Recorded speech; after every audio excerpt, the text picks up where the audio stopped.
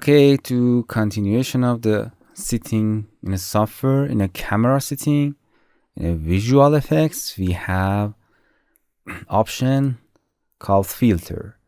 In a type, you can choose all kind of beautiful filter to your, for example, pixel filter, blueprint filter. Amazing, you can move on your scene with this filter. And you can choose other kind of beautiful filter for your videos. And if you don't want any filter, click on none again. So it is in a filter, visual effects, camera setting, and the setting of the software. Hello my friends, to continue these tutorials on YouTube, subscribe us, like us, and hit the bell icon. And now you will be alerted about all of the amazing videos that we release.